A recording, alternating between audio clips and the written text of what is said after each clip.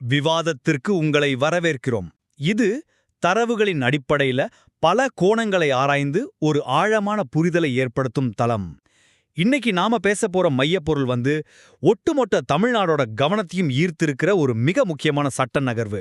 அதாவது நடிகர் மற்றும் தமிழக வெற்றிக் கழக தலைவர் விஜயன் மனைவி சங்கீதா 1954ஆம் ஆண்டின் சிறப்பு திருமண சட்டத்தின் கீழ் செங்கல்பட்டு குடும்ப நீதிமன்றத்தில் தாக்கல் செய்திருக்கிற விவாகரத்து மனுவை பத்தி தான் நாம விவாதிக்க போறோம். இது உண்மையிலே ஒரு மிகப்பெரிய தாக்கத்தை ஏற்படுத்தியிருக்கிற ஒரு விவகாரம் தான். இதுல நமக்கான மைய கேள்வி என்னன்னா, இந்த விவாகரத்து மனு அப்படிங்கிறது தன்னோட 26 வருட திருமண வாழ்வில் ஏற்பட்ட தனிப்பட்ட துரோகம் மற்றும் உணர்வுபூர்வமான கொடுமைகளுக்கு ஒரு மனைவியா சங்கீதா கொடுக்கிற நேரடியான சட்டப்பூர்வமான எதிர்வினையா, அல்லது விஜயின் தற்போதைய அரசியல் வருகை மற்றும் பொது வாழ்க்கையின் பின்னணியில் மிக கவனமாக திட்டமிடப்பட்ட ஒரு சட்ட வியூகமா? இந்த இடத்துல என்னோட நிலைப்பாடு ரொம்ப தெளிவானது. இந்த மனு அப்படிங்கிறது தனிப்பட்ட துரோகத்தால் சிதைந்து போன ஒரு திருமண வாழ்வின் நேரடி விளைவு. இதுல எந்த அரசியலும் இல்லை அப்படின்னு நான் உறுதியா நம்புறேன். புரிவு ஏற்பட்டிருக்கு அப்படிங்கிற யதார்த்தத்தை நான் முழுமையா ஏத்துக்கிறேன். அதுல மாற்று கருத்தே இல்லை. ஆனா இந்த மனு தாக்கல் செய்யப்பட்டிருக்கிற காலக்கோடு, அதாவது அதோட டைமிங் மற்றும் இதுல முன்வைக்கப்பட்டுள்ள நுட்பமான கோரிக்கைகளை நாம சட்ட ரீதியா அலசும்போது இது வெறும் உணர்ச்சிகரமான முடிவு கிடையாது. இது ஒரு மாபெரும் பொது ஆளுமையின் அரசியல் மாற்றத்தின் போது கையாளப்படும் மிக கவனமான சட்ட வியூகம் அப்படின்னு தான் நான் வாதிடுவேன். இப்போ நாம இந்த விவகாரத்தை அதோட தொடக்கத்திலிருந்து பார்க்கணும். 1998ல லண்டன்ல ஒரு பதிவு திருமணம் நடக்குது. அது தொடர்ந்து 1999 ஆகஸ்ட் மாசம் சென்னையில இந்து முறைப்படி சடங்குகளோட இவங்களோட கல்யாணம் நடக்குது. இதுல கவனிக்க வேண்டிய முக்கியமான விஷயம், சங்கீதா லண்டன்ல பயோமெடிக்கல் சயின்ஸ் படிச்ச ஒரு பிரிட்டன் குடிமகள். விஜய்க்காகவே தன்னோட வாழ்க்கைய அடையாளத்தை முழுமையா மாத்திக்கிட்டு இந்தியா வந்தவங்க. கடந்த 26 வருஷமா தன்னை குடும்பத்துக்காகவும் குழந்தைகளான ஜேசன், சஞ்சய் மற்றும் திவ்யா ஷாஷா ஆகியோரின் வளர்ப்புக்காகவும் அர்ப்பணிச்சுக்கிட்ட ஒரு தாய். அதை நாம வறுக்க முடியாது. அது வெளிப்படையான உண்மை. கரெக்ட். ஆனா மனு அடிப்படையில என்ன சொல்லுதுன்னா, ஏப்ரல் 2021ல விஜய் ஒரு நடிகையோட திருமணத்தை தாண்டிய உறவுல ஈடுபட்டிருந்தார் அப்படிங்கறத சங்கீதா கண்டுபிடிக்கிறாங்க. இது ஒரு அப்பட்டமான துரோகம்.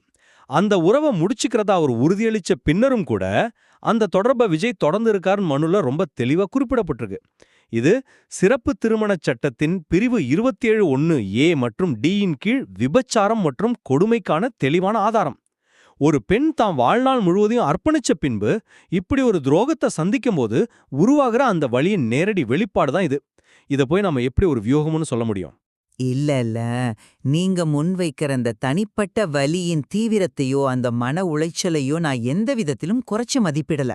ஆனா அந்த உணர்ச்சிகளுக்கு அப்பால் இருக்கிற சில கடுமையான யதார்த்தங்களை நாம பகுப்பாய்வு செஞ்சே ஆகணும். இப்ப பாத்தீங்கன்னா, விஜய் இன்னைக்கு வரும் ஒரு நடிகர் மட்டும் கிடையாது. அவர் தமிழக வெற்றிக் கழகம் அப்படிங்கிற கட்சியோட தலைவர். தீவிர அரசியல்ல இறங்கியிருக்கக்கூடிய ஒரு ஆளுமை. இந்த விவாகரத்து மனு பிப்ரவரி 2026ல தீவிர பேசு பொருளா ஆகியிருக்கு. இவங்க 2 பேருக்கும் இடையில கடந்த 2 வருஷமாவே பிரிவு இருந்திருக்கு அப்படிங்கிறது ஊரறிந்த ரகசியம். அப்படி இருக்கும்போது விஜய் தன்னோட முதல் சட்டமன்ற தேர்தலை சந்திக்க தயாராகிற இந்த தருணத்துல இது நீதிமன்றத்துக்கு வர்றது தற்செயலானது அப்படின்னு நான் நம்ப தயாரா இல்ல. ஆனா அதுக்காக ஒரு நிமிஷம் நான் முடிச்சிடுறேன். இந்த மனுல முன்வைக்கப்பட்டிருக்கிற கோரிக்கைகளை கொஞ்சம் கவனிங்க. சமூக அந்தஸ்துக்கு ஏற்ற நிரந்தர ஜீவனாம்சம் வேணும்னு கேக்குறாங்க. அது மட்டும் இல்லாம நீலாங்கரையில் இருக்கிற காசுவரினா டிரைவ் இல்லத்துல தொடர்ந்து வசிக்கும் உரிமை கோரப்பட்டிருக்கு. இவை எல்லாமே ஒரு பாதிக்கப்பட்ட பெண்ணோட வெறும் உணர்ச்சிகரமான முடிவா எனக்கு தெரியல.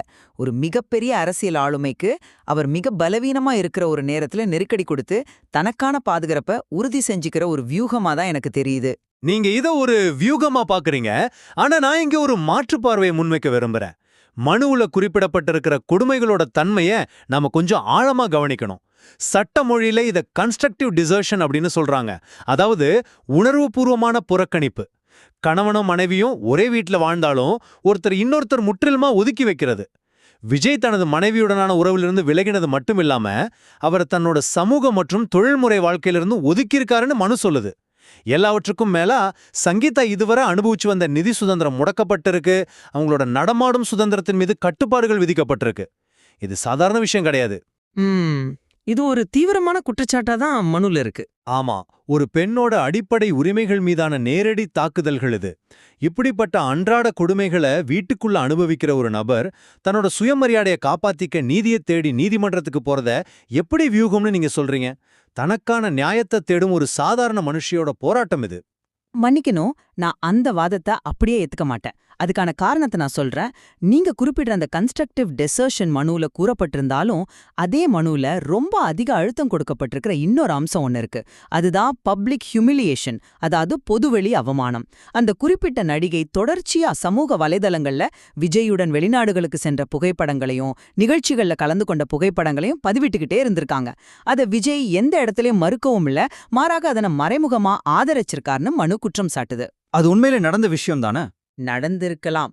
ஆனா இங்க நீங்க கவனிக்க வேண்டியது என்னன்னா, இது 4 சுவற்றுக்குள் நடக்கிற தனிப்பட்ட துரோகம் மட்டும் கிடையாது. சமூக வலைதளங்கள் வாயிலாக சங்கீதாக்கும் அவங்களோட வளர்ந்த குழந்தைங்களுக்கும் ஏற்படுத்தப்பட்ட மிகப்பெரிய நற்பெயர் களங்கம். ஒரு ஹை சொசைட்டி வட்டத்துல தங்களோட இமேஜ் எப்படி சிதைக்கப்பட்டது அப்படிங்கறத தான் மனு ரொம்ப அழுத்தமா பேசுது. அதனால இது சமூகத்துல தன்னோட பிம்பம் சிதைக்கப்பட்டதற்கு ஈடா ஒரு வலுவான சட்ட பதிலடியை கொடுக்கணும் அப்படிங்கிற நோக்கத்தை கொண்டிருக்கு. இது தனிப்பட்ட வழியை விட ஒரு இமேஜ் மேனேஜ்மெண்ட் வியூகமா தான் நான் இதை பார்க்கறேன். நீங்க சொல்ற பப்ளிக் ஹியூமிலியேஷன் அப்படிங்கிற பாயிண்ட் ஒரு சுவாரஸ்யமான புள்ளி தான். ஆனா நான் அதை வேற விதமா புரிஞ்சுக்கிறேன். பொதுவெளியில ஒரு அவமானம் நடக்கும்போது அது தனிப்பட்ட வழியை குறைக்கிறது இல்ல, மாறா அதை பல மடங்கு அதிகரிக்குது. பொதுவெளி அவமானம் தனிப்பட்ட வழியோட எதிர்ப்பதம் கிடையாது, அது அதோட நீச்சி. இது ஒரு திட்டமிடப்பட்ட சட்ட வியூகம் அப்படிங்கிற உங்களோட வாதத்துக்கு இந்த வழக்கின் காலக்கோடு ஒரு மிகச்சிறந்த பதில் அளிக்குதுன்னு நான் நினைக்கிறேன். காலக்கோடு தான் என்னோட வாதத்துக்கே மையமே. நான் அந்த தேதிகளை சொல்றேன் கேளுங்க. ஏப்ரல் 2021 இந்த விவகாரம் தெரிய வருது. அதுக்கப்புறம் செப்டம்பர் 2021 முதல் பிப்ரவரி 2022 வரையிலும், அப்புறம் மறுபடியும் ஆகஸ்ட் 2024 முதல் பிப்ரவரி 2025 வரையிலும் தொடர்ச்சியா சமரச முயற்சிகள் நடந்துகிட்டே இருந்திருக்கு. வழக்கறிஞர்கள் வாயிலாகவும் நேரடி பேச்சுவார்த்தைகள் மூலமாகவும் எவ்வளவோ முயற்சி பண்ணியிருக்காங்க. இறுதியா நவம்பர் 9, 2025 அன்னைக்கு கூட 2 தரப்பும் ஒரு நேரடி சந்திப்பு நடத்தி பேசியிருக்காங்க. ஏன் இவ்ளோ வருஷம் காத்திருக்கணும்? ஒரு குடும்பத்தை காப்பாத்த, குழந்தைகளோட படிப்புக்காக ஒரு தாயா சங்கீதா பொறுமை காத்து பலமுறை வாய்ப்பளிச்சிருக்காங்க. இதுல எங்க வியூகம் இருக்கு? இது ஒரு தாய் தன்னோட வீட்டை தக்க வச்சிக்க நடத்தின உண்மையான போராட்டம். இங்கதான் நாம கொஞ்சம் ஆழமா பார்க்கணும். நீங்க ரொம்ப உணர்வுபூர்வமா குறிப்பிடுற இதே காலக்கோடு தான் எனது வியூகவாதத்தோட மிக முக்கிய அடித்தளமே. சட்ட வல்லுநர்கள் இத ரொம்ப அழகா ஸ்ட்ராட்டஜிக் ஹோல்டிங் பேட்டர்ன் அப்படின்னு சொல்றாங்க.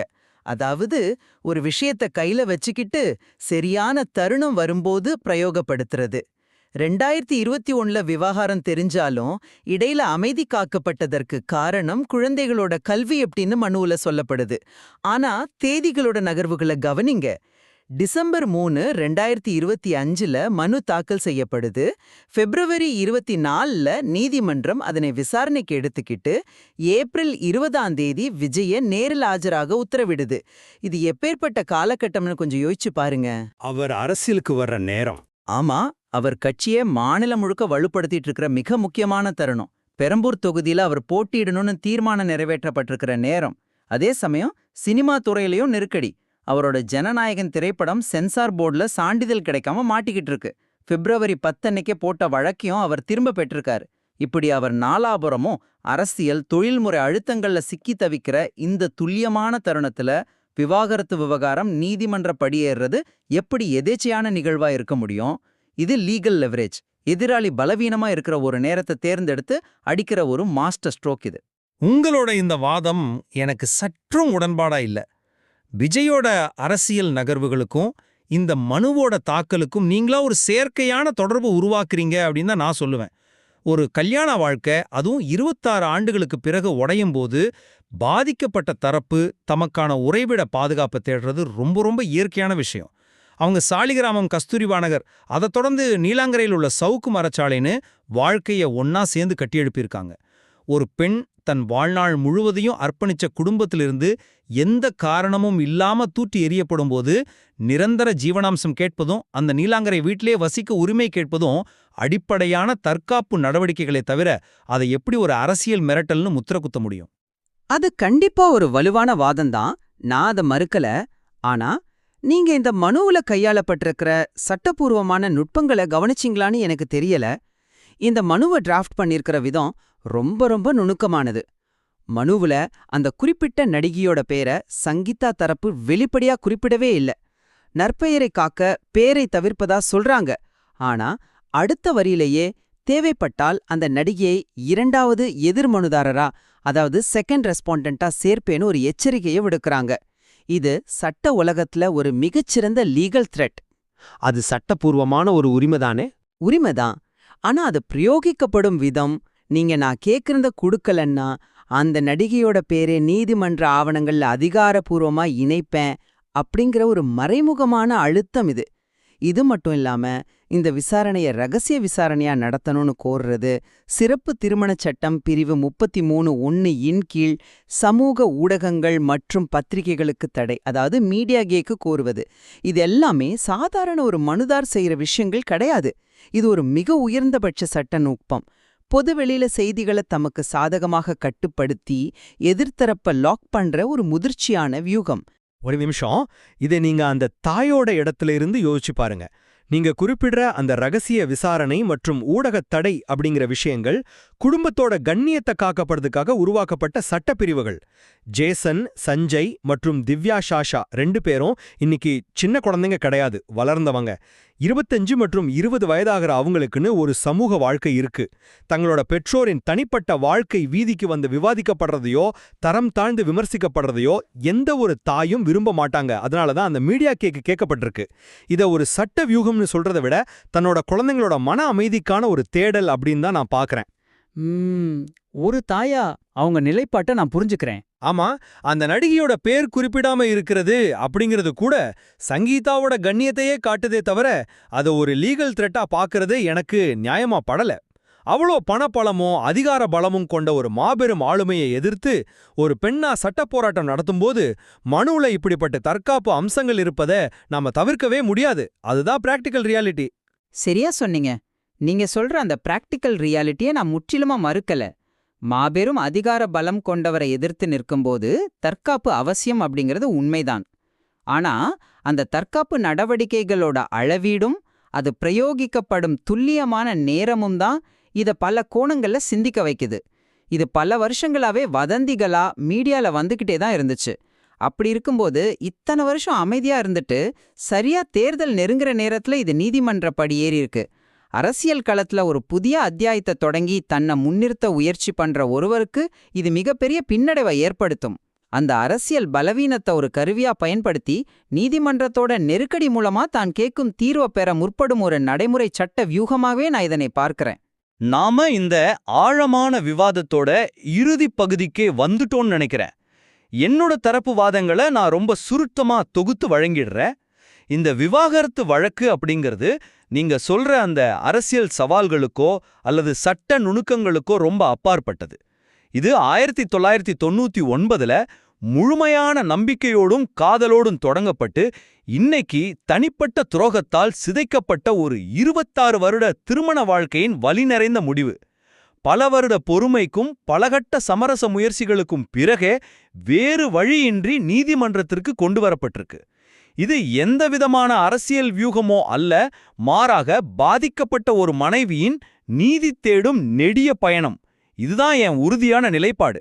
என்னோட நிலைப்பாட்டையும் நான் மீண்டும் ஒரு முறை தெளிவுபடுத்துறேன். தனிப்பட்ட உறவுகள்ல முறிவு ஏற்பட்டிருக்கு அப்படிங்கிற நிதர்சனத்தை நான் ஏத்துக்கிறேன். அதுல எனக்கு எந்த சந்தேகமும் இல்லை. என்றாலும் இந்த மனு தாக்கல் செய்யப்பட்டுள்ள காலக்கோடு பிப்ரவரி 2026 அப்படிங்கிற அந்த அரசியல் முக்கியத்துவம் வாய்ந்த நேரம், இதுல முன்வைக்கப்பட்டுள்ள பிரம்மாண்டமான கோரிக்கைகள், எல்லாவற்றுக்கும் மேலாக அந்த நடிகையின் பெயரை ரிசர்வ்ல வச்சு கொடுக்கப்படும் சட்டபூர்வமான அழுத்தமாகியவை, இது வெறுமனே ஒரு உடைந்த மனதின் வெளிப்பாடு மட்டும் இல்லை, இது ஒரு துல்லியமாக திட்டமிடப்பட்ட சட்ட வியூகம் அப்படிங்கிறத நிறுவுது.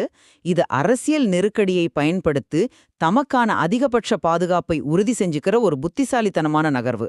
ஆஹா, இந்த விவாகரத்து மனு தனிப்பட்ட வழியின் வெளிப்பாடா அல்லது விஜயின் பொது வாழ்வின் பின்னணியில் பின்னப்பட்ட சட்ட வியோகமா அப்படிங்கறதுல நமக்கிடையே ஆழமான நேர்மையான மாறுபட்ட கருத்துக்கள் இருப்பதை நாம 2 பேருமே ஒப்புக்கொள்றோம். நீங்க இத வியூகமா பாக்குறீங்க, நான் இத வழியா பாக்குறேன். கண்டிப்பா. நம்ம வாதங்கள் வேற வேற திசையில இருந்தாலும் நாம இருவருமே முழுமையாக ஒத்துப்போகும் ஒரு துயரமான யதார்த்தம் இதுல இருக்கு. பல கனவுகளுடன் தொடங்கிய அந்த 26 வருட நீண்ட திருமணம் இன்னைக்கு அந்த மனுவில் குறிப்பிடப்பட்டுள்ளது போலவே காகிதத்தில் மட்டுமே உயிர் வாழ்கிறது அப்படிங்கிறது தான் நாம யாருமே மறுக்க முடியாத கசப்பான உண்மை. ரொம்ப சரியா சொன்னீங்க. பிரபலங்கள் மற்றும் அரசியல் ஆளுமைகளின் தனிப்பட்ட வாழ்க்கை சிக்கல்கள் சட்ட அமைப்புக்குள் எவ்வாறு கையாளப்படுது அப்படிங்கறத பத்தி மேலும் புரிந்து கொள்ள இந்த செய்தி ஆதாரங்கள்ல நிறைய தகவல்கள் இருக்கு. இந்த விவாதத்தின் அடிப்படையில நேயர்கள் அந்த தரவுகளை ஆழமா ஆராய்ந்து இது வலியா அல்லது வியூகமா அப்படிங்கிற தங்களோட சொந்த முடிவுக்கு வரட்டும் என பரஸ்பர மரியாதையுடன் இந்த விவாதத்தை நிறைவு செய்வோம். விடைபெறுகிறோம். நன்றி.